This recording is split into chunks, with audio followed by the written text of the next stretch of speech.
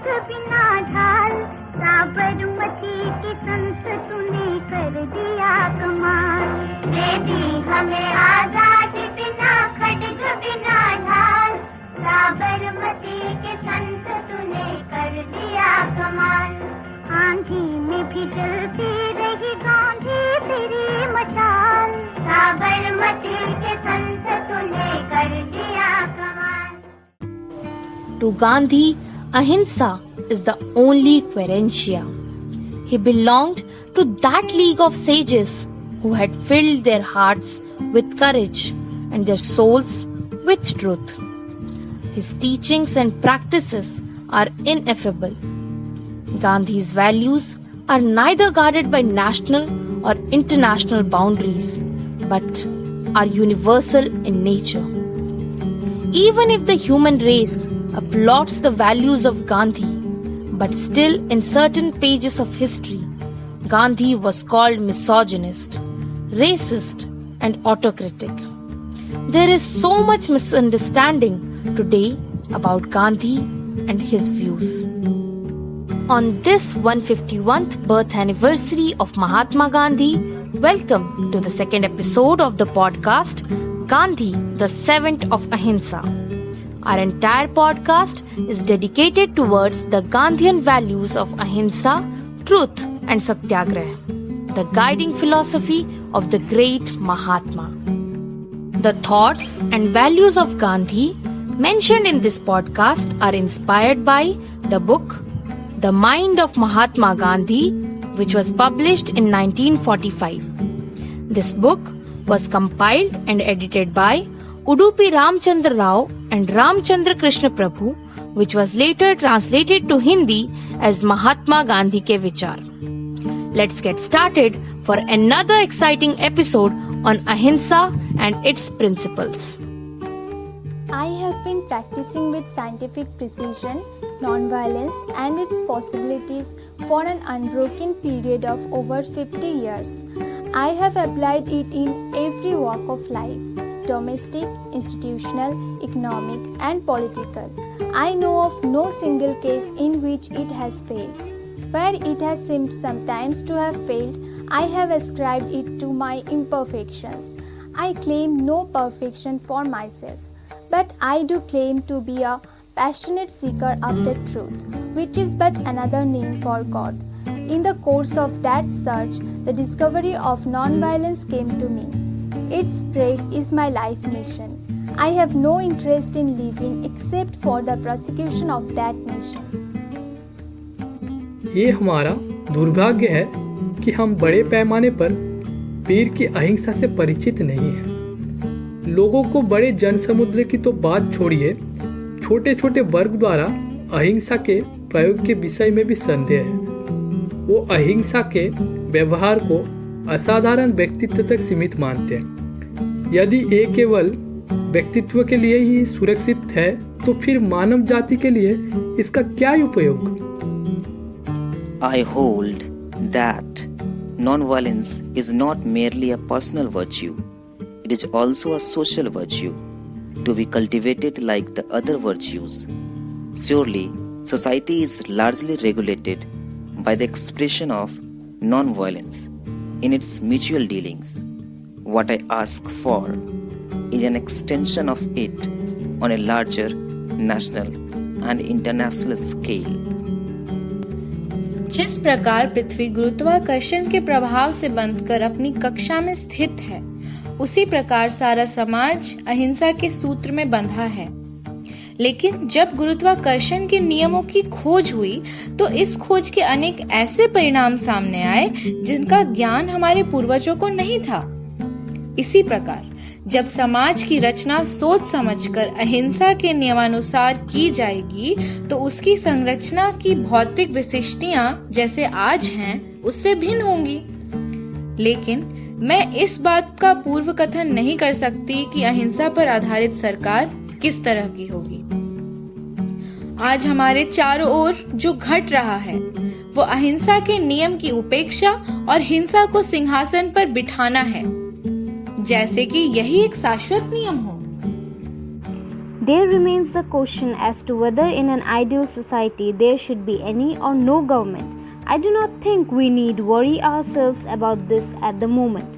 If we continue to work for such a society, it will slowly come into being to an extent such that the people can benefit by it. Euclid's line is one without breadth, but no one has so far been able to draw it and never will. All the same, it is only by keeping the ideal line in mind that we have made progress in geometry. What is true here is true of every ideal.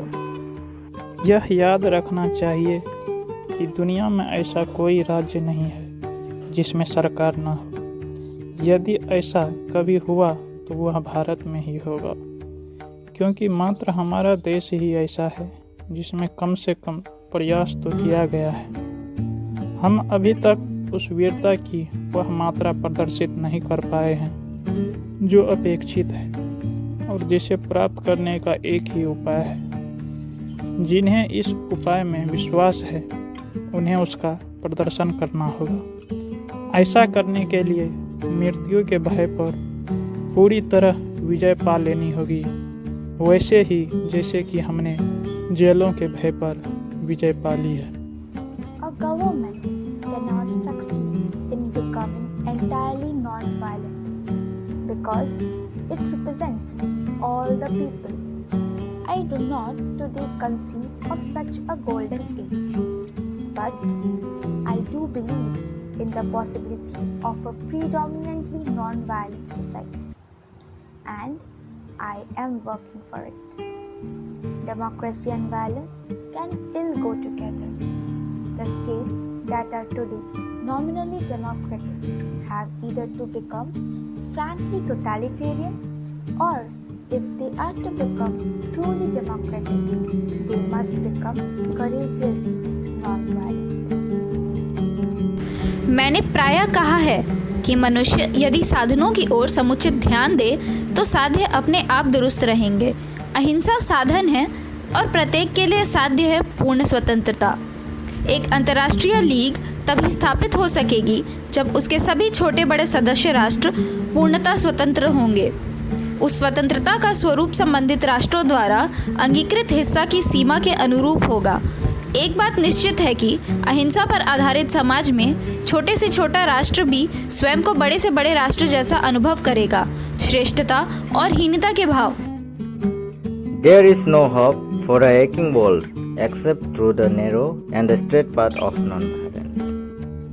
Millions like me fail to prove the truth in their own lives. That would be their failure, never of the eternal law. बिजली के नियम की खोज के लिए वैज्ञानिकों की अनेक पीढ़ियों की मेहनत और प्रतिभा की दरकार हुई थी, लेकिन आज सभी आदमी बच्चे तक अपने दैनंदिन जीवन में बिजली का इस्तेमाल कर रहे हैं। इसी प्रकार आदर्श राज्य की एक बार स्थापना हो जाए तो फिर उसे चलाने के लिए हमेशा पूर्ण मानव की आवश्यकता नहीं रहेगी, पर शुरुआत करने के लिए संपूर्ण सामाजिक जागरण की ज़रूरत है। बाकी अपने आप हो जाएगा। अपने देश का ही एक उदाहरण ले। मैंने श्रमिक वर्ग के सामने ये सत्य प्रस्तुत किया है कि सच्ची पूंजी सोना चांदी नहीं है, बल्कि उनके हाथ, पैर और दिमाग की मेहनत है। श्रमिकों में एक बार ये जागरूकता आ जाए तो फिर उससे जो शक्ति फूटेगी उसका उपयोग करने के लिए उन्हें मेरी उपस्थिति की आवश्यकता नहीं होगी। By its very nature, non-violence cannot seize power, nor can that be its goal. But non-violence can do more. It can effectively control and guide power without capturing the machinery of government. That is its beauty. But the use of power need not necessarily be violent. A father wields power over his children. He may even punish, but not by inflicting violence. The most effective exercise of power is that which irks least. Power rightly exercised must sit light as a flower. No one should feel the weight of it. अनेक लोगों ने असहमति की मुद्रा में सिर हिलाते हुए कहा है लेकिन आप आम जनता को अहिंसा नहीं सिखा सकते। यह केवल व्यक्तियों को सिखाई जा सकती है, और वह भी इन्हीं गिने मामलों में। मेरी राय में ऐसा सोचना बड़ी आत्मवंचना है। यदि मानव जाति स्वभाव से अहिंसक न होती तो इसने बहुत पहले अपना विनाश कर लिया होता। सच्चाई यह है कि हिंसा और अहिंसा के द्वंद्व में अंततः विजय सदा अहिंसा की ही हुई है। वस्तुतः हमने लोगों के बीच राजनीतिक उद्देश्यों की पूर्ति के साधन के रूप में अहिंसा के इस्तेमाल का प्रचार करने के लिए कभी अपेक्षित धैर्य के साथ और पूरा जी लगाकर प्रयास नहीं किया है। To me, political power is not an end, but one of the means of enabling people to better their condition in every department of life. Political power means capacity to regulate national life through national representatives. If national life becomes so perfect as to become self-regulated, no representations become necessary. There is then a state of enlightened anarchy. In such a state, everyone is his own ruler. He rules himself in such a manner that he is never a hindrance for his neighbor. In an ideal state, therefore, there is no political power because there is no state. But the ideal is never fully realized in life. Hence, the classical statement of Thoreau that government is best which governs the least.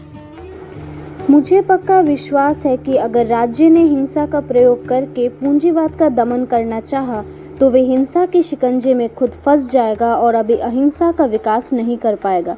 राज्य सकेंद्रित और संगठित रूप में हिंसा का प्रतिनिधित्व करता है। व्यक्ति के पास आत्मा होती है, लेकिन चूंकि राज्य आत्मा से विहीन तंत्र होता है, इसलिए उसे हिंसा से विरत कभी नहीं किया जा सकता। उसका अस्तित्व ही हिंसा में निहित है। इसलिए मैं न्यायिकता के सिद्धांत की हिमायती हूँ। The fear is always there that the state may use too much violence against those who differ from it. I would be very happy indeed if the people concerned behave as trustees, but if they fail, I believe we shall have to deprive them of their possessions through the state with the minimum exercise of violence. मैं व्यक्तिगत रूप से इस बात को तरजीह दूंगा कि राज्य के हाथों में शक्ति के केंद्रीकरण के बजाय न्यायिकता की भावना का विस्तार किया जाए, क्योंकि मेरी सम्मति में निजी स्वामित्व की हिंसा राज्य की हिंसा से कम हानिकारक है। लेकिन अपरिहार्य हो तो मैं न्यूनतम राज्य स्वामित्व का समर्थन करूंगा। While admitting that man actually lives by habit, I hold that it is better for him to live by the exercise of will. I also believe that men are capable of developing their will to an extent that will reduce exploitation to a minimum. I look upon an increase in the power of the state with the greatest fear, because although while apparently doing good by minimizing exploitation, it does the greatest harm to mankind by destroying individuality, which lies at the root of the progress. We know of so many cases where men have adopted trusteeship, but none where the state has really lived for the poor. युद्ध का विज्ञान हमें विशुद्ध तन्हाशाही की ओर ले जाता है। अहिंसा का विज्ञान ही शुद्ध लोकतंत्र की ओर ले जा सकता है। लोकतंत्र और हिंसा साथ साथ नहीं चल सकते। जो राज्य आज कहने के लिए लोकतांत्रिक है, उन्हें या तो खुलकर सर्वस्वात्मक बन जाना होगा, या अगर वे सच्चे लोकतांत्रिक बनना चाहते हैं तो साहसपूर्वक अहिंसक रूप अपनाना होगा। अहिंसा की परिभाषा हर परिस्थिति में एक होनी चाहिए। जो व्यक्ति हर परिस्थिति में अपने आप को नियंत्रित रखने में सफल हो, किसी भी प्रकार की हिंसा का भाव अपने मन और कर्म में न आने दे, वही अहिंसा का सच्चा उपासक है। अगर आप सभी भी अहिंसा के मार्ग को अपनाना चाहते हो तो अपने को भी मन, वाणी, कर्म से अहिंसक बनना पड़ेगा। अहिंसा परम धर्म के भाव को अपनाइए और हमें दीजिए इजाज़त। फिर मुलाकात होगी अगले पॉडकास्ट में। तब तक के लिए खुश रहिए, हंसते रहिए। हमें आजादी बिना खड्ग बिना ढाल, साबरमती के संत तूने कर दिया कमाल। दे दी हमें आजादी बिना खड्ग बिना ढाल, साबरमती के संत तूने कर दिया कमाल। आंधी में भी जलती